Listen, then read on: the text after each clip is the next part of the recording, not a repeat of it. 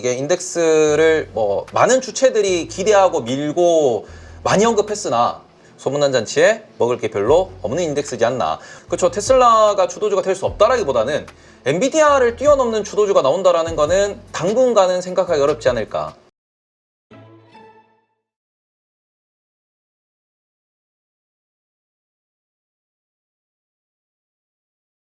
자, 이번엔 그 밸류업 관련해서 이야기를 좀 나눠볼 텐데, 지금 100개 종목 지수에 들어가는 종목들이 이제 발표가 됐죠. 근데 시장이 상당히 좀 실망스러워하는 것 같아요. 일단 지금 반응이 어떻게 나오는지 전반적으로 한번 그 총평을 해주시죠. 일단은 주식 투자하는 입장에서, 그리고는 한국 주식시장에 뭔가 좀 아이디어가 떠올랐으면 좋겠다라는 입장에서, 그리고는 연초부터 밸류업에 대해서 되게 뭐 정부도 그렇고 기관도 그렇고 개인 투자자들도 많이 바랬던 부분이다 보니 기대감이 상당했는데 너무 실망스러운 밸류업 인덱스가 나왔다 라는 점에 대해서 좀 먼저 서두로 말씀을 드리고, 지금 우리가 밸류업 지수라는 부분을 주목하는 이유는 뭐냐 그러면은 이 지수를 기초 자산으로 해서 ETF가 나올 겁니다. 그리고 이 ETF가 우리가 연금 펀드라든지 아니면은 이제 외국계 투자사들이 이제 그냥 바스켓으로 투자하기 위한 하나의 상품으로서 접근하게 될 거다라는 건데, 그런 부분에 있어서 이제 인덱스의 핵심이 되는 거는 대표성이거든요. 밸류업 지수라고 하면은 밸류업이라는 그 핵심 지표에 대해 가지고, 그 핵심 가치에 대해 가지고 대표성을 띄어야 되는데 삼성전자와 하이닉스가 들어가 있습니다. 한 25% 차지한다고 그러나요? 두 종목이? 일단은 삼성전자 같은 경우에는 이제 한 종목당 캡을 설정을 했기 때문에 삼성전자는 ETF의 15%까지, 인덱스의 15%까지 들어갑니다.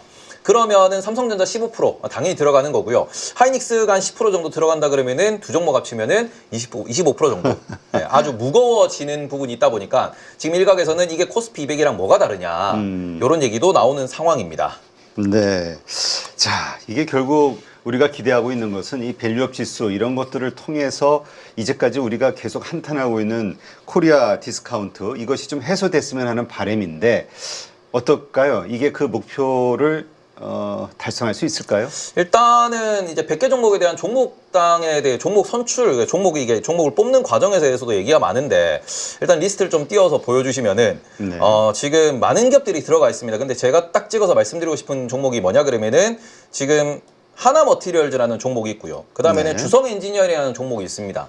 그런데 이런 종목들은 투자하시는 분들은 아시겠지만, 여기 있는 하나머티리얼즈 지금 경영권 그 승계 과정에 있어가지고 이제 아드님도 계시고 사위님도 계시고 이러면서 하나머티리얼즈와 하나마이크론 이 기업들의 뭐 지분을 어떻게 나눠준다 이런 얘기도 나오고 있는 중이고요. 주가를 올리기 부담스러운 기업. 네, 그래서 그것 때문에 유상증자 얘기도 나오면서 주가가 좀 이렇게 부러지는 모습을 보였던 기업들입니다. 그리고는 주성엔지니어링 역시도 찾아보시면은 경영권 관련된 얘기가 나와 있고, DB하이텍 같은 경우에는 밸류업 공시를 했다는 이유로 들어가 있는데, 요거 뉴스나 분석한 반응들 보시면은 밸류업 공시가 아니다 라는 얘기도 상당히 많은 그런 모습을 띠고 있습니다. 근데 이런 부분을 왜 말씀드리냐 그러면은 지금 이 기업들 뿐만 아니라 리스트를 쭉 놓고 보시면은 요런 기업이 왜 들어가 있지? BH 같은 기업들 대표적으로 말씀드리면 애플 관련주고요. BH는 고정 배당입니다. 이익이 늘든 줄든 배당을 늘린다, 밸류업을 더 한다라는 그런 경영 마인드가 없는 회사 중에 하나거든요. 요런 기업도 들어가 있는 상황이고요. 원익QNC 같은 경우에도 보시면은 배당 성향이 10%밖에 안 되는 기업입니다. 그러니까 우리가 밸류업에서 핵심이 되는 건 뭐냐 그러면은 우리가 은행주처럼 아니면은 뭐 미국에 있는 빅테크들처럼 번 돈, 우리가 많이 벌었다라고 하면 공격적으로 배당을 주고 자사주 매입 소각을 통해서 주주 가치를 끌어올린다라는 관점으로 이제 기업을 경영하고, 그러면서 주가를 관리하는 기업들을 대상으로 우리가 밸류업이다라는 그런 가치를 더 씌울 수 있을 텐데, 지금 여기 있는 기업들의 면면을 살펴보면은 한 10%, 20% 정도는 밸류업에 동의를 할 수 있을 그런 기업이라고 볼 수 있습니다. 다만 절반 정도는 왜 들어갔지 싶은 애들이 분명히 존재를 하는 겁니다. 그러니까 제가 이런 부분에서 보도자료를 쭉 보시면은 여기에 어떤 기업들을 선정했다라는 부분이 분명히 존재하고요. 기준이 나오긴 하죠. 네, 거기에서 또 여기서 우리가 벤치마크라고 이야기를 많이 합니다. 벤치마크 같은 경우에 숫자를 비교한다라고 볼 수 있는데, 보시면은 PBR, PER, ROE, 그리고 배당 수익률, 그리고 배당 성향, 이런 걸 보고 쭉쭉쭉쭉 우리가 좀 계산을 했거든요. 근데 요것 때문에 저는 삼성전자와 하이닉스가 들어가 있다라고 생각을 하는 겁니다. 왜냐하면 삼성전자와 하이닉스가 들어가면은 PBR이 낮아져요. 그러고는 배당 성향이 올라갑니다. 삼성전자 하이닉스 같은 경우에는 지난 3년 동안 항상 이제 3개년도를 기준으로 해가지고 3개년도의 프리캐시 플로우의 50%를 배당을 한다라고 하고요. 그런 상황에서 놓고 보면은 돈을 못 벌어도 기본 배당이 있는데 돈을 잘 벌면 50%를 맞춰준다라고 하다 보니까 배당 성향이 무조건 올라갑니다. 그래서 이런 부분에 있어가지고 이게 혹자들은 이런 얘기도 합니다. 이게 엑셀 노름이다. 그러니까 말 그대로 밸류업이라고 하는 이 벤치마크를 이제 목표로 잡아놓고 어찌 보면 결과값을 설정해놓고 거기에 기업들을 100개 종목을 뽑아서 이걸 이제 넣다 보니까 여기에 또 추가적으로 나오는 게 한 가지 더 보시면은 이제 지수 성과 측면에서 수익률 비교를 하거든요. 코스피 200보다 수익이 좋습니다라는 걸 만들려고 하다 보니까 최근에 오른 종목들도 많이 포함된 게 아니냐. 예를 들어서 포스코 DX 같은 기업 같은 경우도 보시면은 그쵸, 포스코 그룹이긴 하지만 포스코 그룹 내에서는 배당 성향이 좀 센 기업은 아니거든요.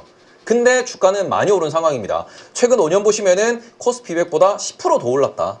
이래서 이런 부분에서 밸류업 지수가 우리가 매력적인 상품이다라고 강조하기 위한 과거 데이터를 찾다 보니까 이런 결론이 나온 게 아닌가라는 생각이 들 만큼 지금 이게 왜 들어가 있는가라는 부분에 100개 종목의 이유를 다 따져보면은 이유가 안 나오는 기업이 너무 많습니다.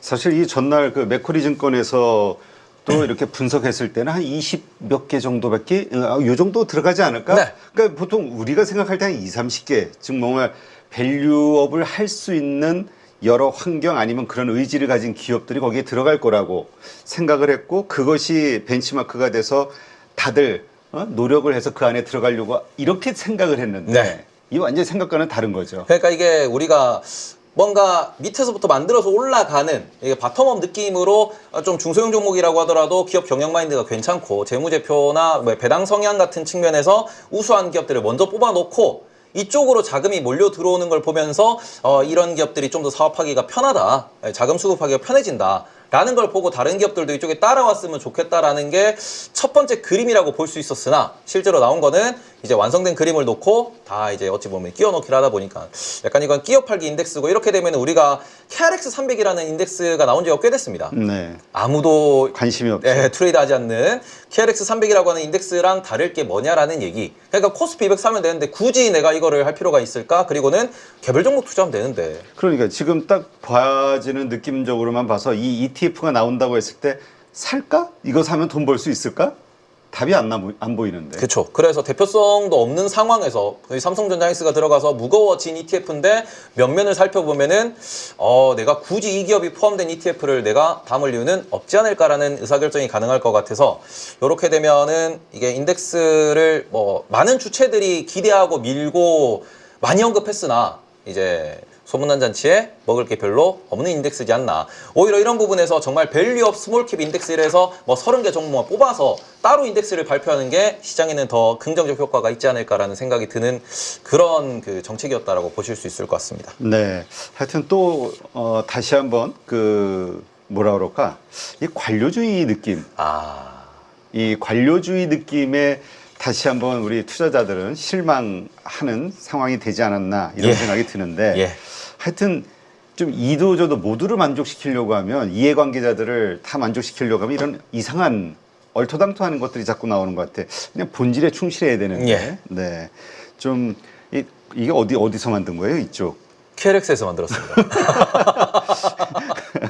내가 내 입으로 욕하긴 그러니까. 네, 그렇습니다. 네. 바보들 같아. 예. 네. 자, 그럼 이번엔 다시 그 테슬라 이야기로 좀 넘어가죠. 최근에 테슬라 움직임이 참 좋아요. 이것이 전기차 때문이냐 아니면 자율주행 관련해서냐 이거에 따라서 뭐 그 섹터 움직임이 좀 다를 수도 있습니다만 최근의 움직임으로는 2차 전지가 상당히 좀 호재로 작용이 됐던 것 같아요. 자, 테슬라가 지금 차량 판매가 상당히 증가했다는 뉴스들이 좀 나오고 있죠. 네. 어느 정도입니까? 테슬라 같은 경우는 차량 판매가 증가했다라는 얘기는 나오지만 그건 일단 월별 판매량 정도로만 보셔야 될 것 같고 지금 연간, 그러니까 우리가 2023년, 2024년 이렇게 연간으로 놓고 보면 아직까지 플러스 원화는 아니다 라고 보실 수 있는 대목인데 핵심이 되는 거는 차를 지금 그래서 비싸게 파느냐 아니면은 여전히 싸게 파느냐. 그러니까 제가 생각하는 테슬라의 가장 중요한 트레이드 아이디어는 판매량이 증가하고 난 뒤에 그 끝에는 결국 가격을 인상할 겁니다. 그러니까 저희가 이제 테슬라를 시가 판매라고 얘기를 많이 하는데 테슬라가 작년도에 보여줬던 정책 자체가 테슬라가 가격을 인하했었죠. 그러는 지금은 다 가격을 올리는 그런 모습을 보이고 있고, 지금 오히려 테슬라의 현재 판매량보다 좀 더 기대하는 바는 유럽에서, 특히 미국에서 중국 차를 막을 것이다라는 부분. 그러니까 지금 유럽에서도 얘기 나오는 게 중국 차가 너무 싸다 보니까 독삼사가 너무 힘들어지고 있다, 르노가 너무 힘들어지고 있다. 그래서 그쪽에 대한 보조금을 조금 줄이던가, 그게 아니면은 우리가 지금 유럽에 기대하는 바는 독일에서 정책이 하나 나왔는데, 노후된 내연기관 자동차를 판매하고 그걸로 이제 전기차를 사면은 보조금을 주겠다. 근데 거기에 또 안을 제한하고 있는 게 독일 차를 사면 보조금을 주는 게 맞지 않겠냐. 이런 얘기도 나오고 있는 거거든요. 그러니까 우리나라에서 현대차 사면 보조금 준다라는 것과 비슷한 룰로 좀 생각하시면 될 것 같은데, 그런 부분에 있어서 이제 자국 산업을 보호하는 부분 플러스, 그리고 너무 이게 또 덤핑이 심하다 보니까 관세로 때리겠다라는 얘기도 나오고 있고요. 그러고는 또 한 가지 또 무서운 정책이 미국에서 또 하나 입법이 된 걸로 알고 있는데, 어떤 국가인지는 지칭은 안 했습니다. 다만 그 국가에 소프트웨어가 들어있는 자동차는 판매를 금지하겠다. 야, 센데. 요거는 멕시코에서 만들어진 중국 차의 판매를 금지한다. 혹은 관세를 엄청나게 부과하겠다라고 이야기를 하는 대목이기 때문에, 그러니까 중국에 대한, 그러니까 우리나라 배터리 업계 같은 경우에도 지금 전 세계에 중국산 전기차가 많이 확산되고 있다 보니까 밀리는 거거든요. 시장 점유율이 밀리고, 그러니까 가격이 떨어지는 건데, 그게 아니고 중국 외 자동차 시장이 오히려 관세나 아니면 무역에 의해서 좀 통제를 받으면서 성장한다 그러면은 현대차 좋겠네, 기아 좋겠네, 그리고는 GM에 우리나라 배터리가 들어가고 포드에 우리나라 배터리가 들어가고 BMW에 우리나라 배터리가 들어가니까 우리나라 배터리 좋겠네. 요런 시나리오로 지금 연결되고 있다라고 보실 수 있을 것 같습니다. 다만 이제 테슬라를 말씀해 주셨는데, 테슬라의 가장 핵심적인 지금 포인트는 뭐냐 그러면은 증시가 재미없으니까. 그러니까 지금 미국에서 얘기하는 게 테슬라를 계속해서 밈으로 평가하는 그런 IB들이 많은 상황입니다. 지금 당장 보셔도 PE가 이제 70배가 넘어가는 상황이에요. 엔비디아보다 비쌉니다. 그리고는 포드 PE 같은 경우에도 역성장 얘기를 하고 있다 보니까 그런 부분에서 여전히 엔비디아보다 비싸요. 그러니까 우리가 시장의 기준이 지금 엔비디아 중심으로 돌아가고 있는 상황인데, 그 부분을 테슬라가 과연 엔비디아보다 더 드라마틱한 성장률을 보여줄 거냐? 그것보다는 지금은 시끌시끌한 상황에서 트럼프 관련주, 지금 얘기가 나오는 게 일론 머스크 같은 경우에는 트럼프가 당선된다면 그러면은 정책 효율성 장관 이런 거 해가지고 청와대에 들어간다는 얘기도 나오고 있고요. 그런 부분에 정치적 이슈도 엮여 있고 자율주행 이벤트도 엄청 크게 있죠. 근데 이 자율주행 이벤트도 AI에 엮이는 부분과 함께 로보택시라고 하는 새로운 산업으로 확장될 것이다. 그리고는 중국의 FSD가 판매가 될 수도 있다라는 그런 기대감도 이미 반영이 되고 있다 보니까 거기에서 밈으로 약간 차트 매매가 발생하고 있다라고 보시는 게 테슬라에 대해서는 좀 더 맞을 것 같고, 확실하게 우리가 보셔야 되는 거는 뭐냐 그러면 지금 전체 자동차 판매량이 줄어들고 있습니다.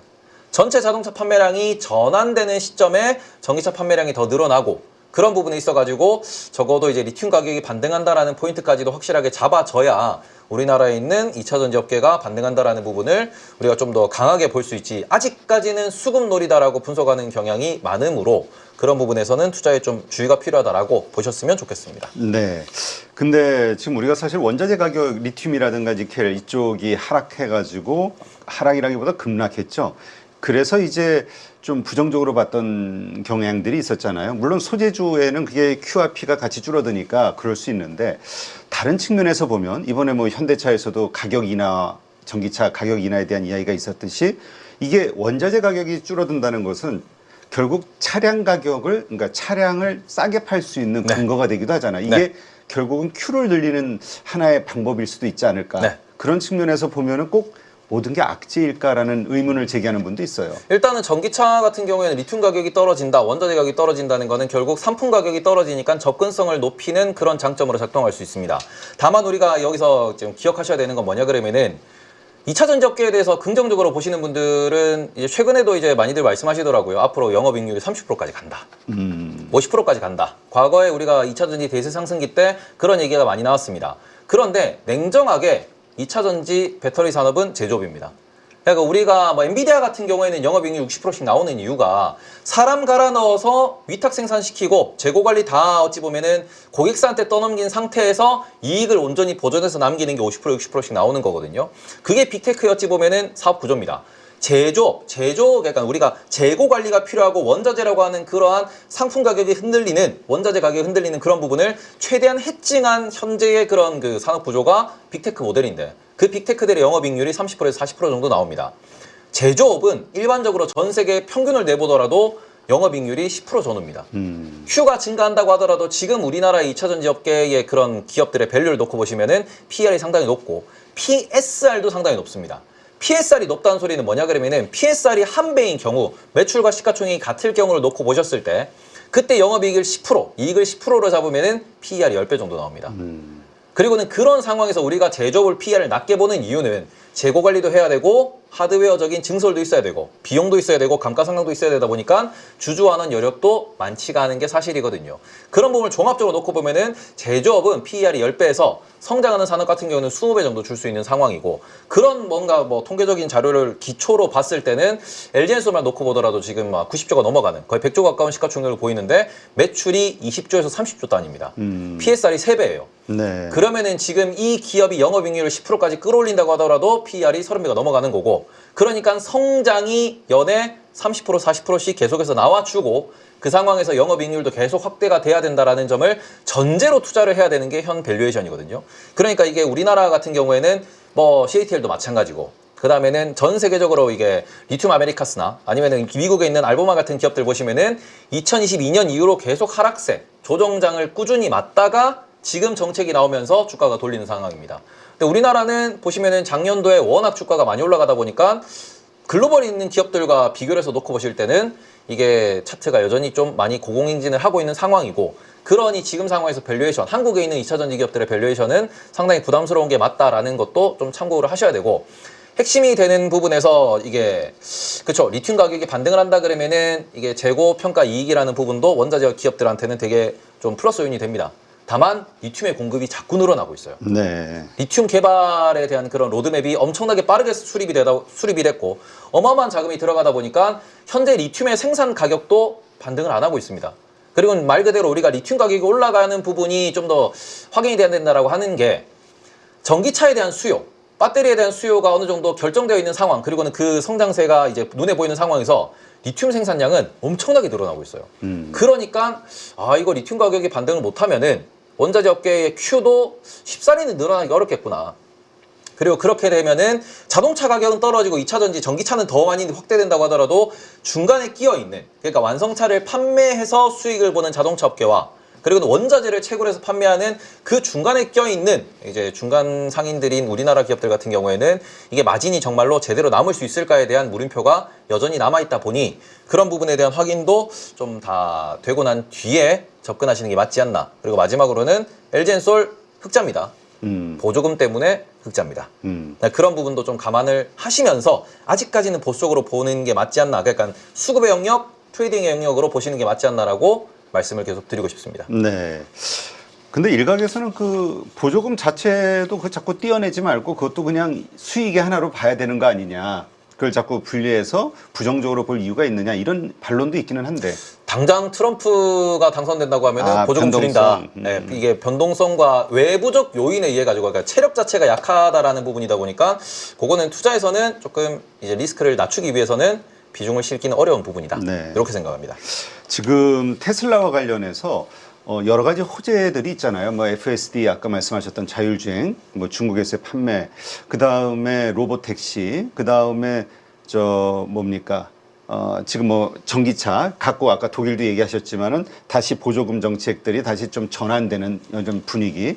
하여튼 이러저러한 것들이 맞물리면서 앞으로 엔비디아가 이끌었던 주도했던 시장 미국 증시를 이제 테슬라가 또 그 역할을 바톤을 받는 게 아니냐라는 기대를 하시는 분들도 있기는 해요. 네. 어떻게 보세요? 어쨌든 그런 기대감인지 8월부터 지금까지 어쨌든 저점 대비 한 40% 이상 급등을 또 했고. 네네.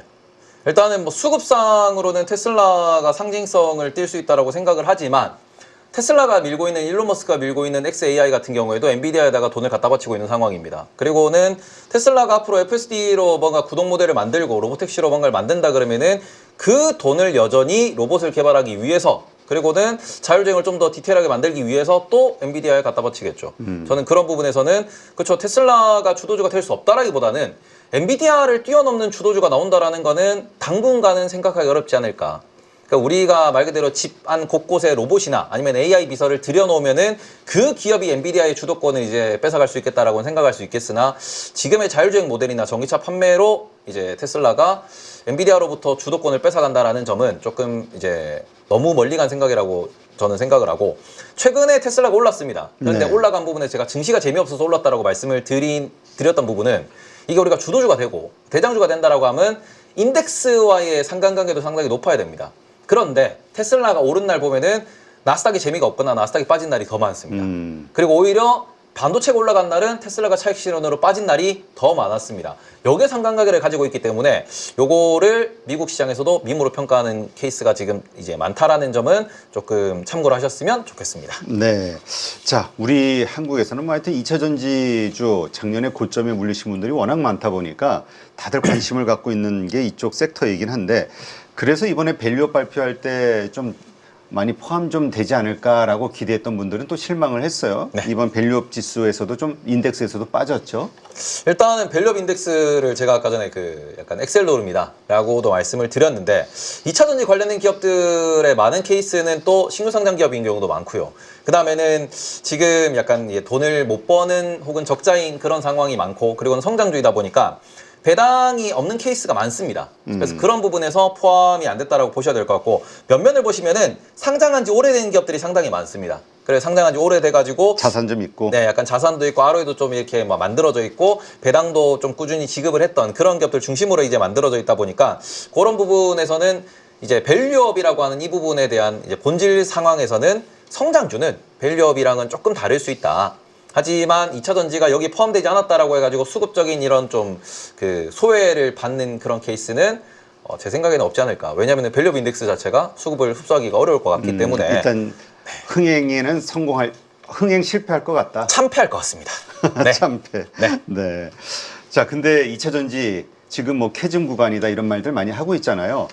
지금 나오는 리포트들 보면은 이제 바닥이지 않겠냐, 캐즘 구간의 끝부분이지 않겠냐라는 공감대들이 시장에 형성되는 거 아니냐. 그래서 자꾸 이렇게 TO를 여는 움직임들이 나오는 거 아니냐. 이런 리포트들도 좀 나오고 있어요. 네. 예, 이 캐즘 구간의 끝부분이지 않겠냐에 대한 기대감들, 전망들 어떻게 보세요? 저는 여전히 아직까지 밸류에이션 측면에서 상당히 부담스러운 상황이다 보니 그러니까 2차 전지 업계가 바이오 업계처럼 한 방이 있고 그런 상황에서 이게 레버리지 효과를 크게 누릴 수 있다라고 하면은 그러면은 지금의 아이디어가 틀리지 않았다라고 생각을 합니다. 다만 이게 바이오 같은 경우에는 위탁 생산도 가능하고 그 다음에는 아이디어 하나로서 어마어마한 로열티와 특허권과 그 다음에 높은 영업이익률을 보장받을 수 있다라는 점. 그러니까 좀 더 사람들이 이제 바이오를 공격적으로 많이들 좀 이야기를 하시는데 그 대비해서 2차 전지는 앞서 말씀드렸다시피 제조업 기업이거든요. 그러니까 제조업이라는 게 레버리지를 일으키려면은 이게 캐파도 확보가 돼야 되고 그리고는 경쟁 기업과의 기술 우위도 확보를 해야 되는데 지금 기술 우위가 얼마나 있냐라는 부분에서도 물음표입니다. 그리고 그런 상황에서 캐파라는 부분도 전 세계에 지금 아주 많이 깔려 있는 상황이다 보니까 레버리지 효과가 그렇게 크지가 않아요. 경쟁하는 그 이제 기업이 워낙 많기 때문에 경쟁 기업이 많은 상황에서는 우리가 과거에 보셨다시피 뭐 스마트폰이라든지 아니면 메모리 초창기처럼 그리고는 뭐 여러 그런 그 구산업처럼 우리가 스마트폰 같은 경우에도 PCB 산업계가 처음에는 엄청 붐을 일으켰다가 결국에는 다 망해서 살아남은 기업들이 지금 주도권을 잡고 있는 그런 상황이거든요. 그것처럼 기술의 장벽, 영업이익의 장벽이 낮은 산업이라는 측면에서는 이게 뭔가 우리가 많이 물려있는 상황이기도 하고 주가가 오르면 항상 좋긴 하겠지만 좀 더 냉정하게 보시면서 좀 분석을 하셨으면 좋겠다. 저는 긍정적으로 보기는 아직까지는 어렵다라고 생각하고 있습니다. 네, 알겠습니다. 이거 뭐 우리 유튜브 그 테이버 네, 님의 개인 의견이니까 거기서 제 아이디가 이렇게 나오면은 댓글이 또 이렇게 난리가 날 것 같은데. 네, 그래서 내가 지금 해주는 거야. 아, 왜냐면 각자 생각은 다 다를 수 있는 거니까. 그래서 우리가 자동차가 악셀이 있고 브레이크가 있듯이 네. 요런저런 생각들을 다 들어보시면서 네. 네, 자신의 그 투자 뷰 이렇게 확고하게 정립하시는 게 필요하겠죠. 나하고 생각이 다른 의견들도 좀 우리가 귀담아 들을 필요는 있어요. 그렇습니다. 네. 네. 그게 맞고 틀리고 이걸 결정하자는 게 아니라 네. 서로 다른 의견을 들으면서 나의 중립적인 시각 그런 것을 가져보는 것도 필요하겠죠. 지금 이제까지 우리가 이제 사실 이 적은 유동성 하에서 새로운 어떤 섹터가 올라가게 되면 그동안 좋았던 섹터들이 무너지는 일들이 그거 팔아서 이쪽으로 가야 되니까 네. 워낙 자주 있었잖아요. 네. 그러다 보니까 이제 하반기에 그동안 조정을 크게 받았던 아니면 못 올랐던 섹터들이 튀면서 그동안 좋았던 뭐 조선주도 있고 뭐 방산주도 여러 가지가 있겠죠. 네. 화장품주도 있고 이런 것들이 다시 또 부러지지 않겠냐에 대한 걱정하시는 분들이 있어요. 비중을 좀 그래서 미리 줄여야 되지 않냐. 네네. 어떻게 보세요? 일단은 순환매라는 부분은 우리나라의 구조적 특성 때문에 있는 것도 많습니다. 그러니까 이거는 정말 짧게 간단하게 말씀드리면은 미국은 주식을 사는 주체가 세 개가 있습니다. 하나는 개인이요, 하나는 기관이요, 하나는 상장된 기업들이 자사주 매입 소각을 합니다. 우리나라 같은 경우에는 주체가 우리나라도 이 세 가지로 분류를 하죠. 개인과 기관과 외국인이다 라고 이야기를 합니다. 그런데 일단 그런 부분 놓고 봤을 때 우리나라는 돈이 들어오는 주체가 기관과 외국인은 항상 핑퐁 게임을 합니다. 서로 이제 옵션도 걸고 해칭도 걸고 선물 트레이딩도 하면서 서로 주고받고 하다 보니까 그러니까 기관 사이드에서 사느냐 그리고는 개인 사이드에서 사느냐 요 싸움밖에 우리나라에는 없는 모습입니다. 그러니까 우리나라는 결국 이제 순환매가 계속 발생할 수밖에 없는 구조적 특성을 띠고 있고 이런 부분에서 우리나라의 수출 지표 같은 경우에 보시면은 뭐 수출 지표가 뭐 아주 드라마틱하게 올라가는 게 아니니까 거기서 이제 왔다 갔다 하는 건데 저는 여기서 그래서 화장품이나 조선이나 방산 아니면 변압기, 라면 이런 쪽이 빠질 거냐라고 하면은 저는 아니라고 생각합니다. 왜냐하면 과거 대비해서 개인 투자자들의 소위 말하는 경제적 지식 수준이 많이 올라왔고 그런 데이터 분석 실력이 많이 올라온 상황입니다. 그런 것들을 놓고 보시면은 이렇게 올라온 능력 가지고 계속해서 분석을 하는 거고 최근에 뭐 라면도 과자도 이제 수급을 좀 수혜를 받았던 이유는 뭐냐 그러면은 수출 데이터가 잘 나왔기 때문이거든요. 근데 그런 데이터를 저도 주식을 좀 오래 했지만 코로나 이전에 그런 데이터를 이제 막 이렇게 풀면서 분석을 하면서 이런 것들이 막 SNS로 돌아다니고 그리고는 이런 부분을 우리가 누구나 접할 수 있는 데이터로 사람들이 이렇게 쉽게 접근했냐 그러면 그게 아니었거든요. 네. 그게 일단 뭐 주식을 좀 오래 하신 분들 그런 상황에서 우리끼리 이렇게 실제로 뭐 이렇게 자료 다 들어가서 개인적으로 분석하고 거기서 기회를 찾고 그랬는데 이거는 너무 지금은 데이터가 나오자마자 헤드라인으로 대문짝만하게 뜹니다. 그러니까 이런 것들을 놓고 보시면은 상반기에 좋았던 이유는 숫자가 나와서였고 그런 쪽이 하반기에도 좋을 거다. 최근에 바이오 오른 것도 보시면은 주로 오른 게 유한양행이라든지 알테오젠이라든지 실제로 뭔가 특허와 해외에 있었던 그런 뉴스에서 숫자적인 기대감이 있는 기업들 중심으로 올라갔거든요. 그러니까 실체 없는 기업들은 요즘에는 아예 주목을 못 받고 있습니다. 네. 이런 부분을 놓고 보시면은 여전히 좋은 기업들이 왜 좋은지에 대해서 보셨으면 좋겠고 지금 약간 걱정하는 거는 뭐 나스닥도 비싸다 그 다음에는 변압기도 비싸고 다들 비싸다라는 얘기가 나오는데 그런 부분에서 순환매가 걱정된다라고 하시면은 혹은 조정이 걱정된다라고 하시면은 현금 비중으로 왔다 갔다 하시는 게 좀 더 맞지 않나. 파는 종목, 좋은 종목을 계속 이제 트레이드하고 매수 매도하고 투자하시는 게 지금은 승률을 끌어올리는 방법이다라고 생각하고 있습니다. 네, 알겠습니다. 이렇게 오늘 여러 가지 이슈 점검해 볼 수 있었는데요. 좋은 인사이트 함께 해주신 설명왕 테이버, 네, 오늘 고맙습니다. 감사합니다.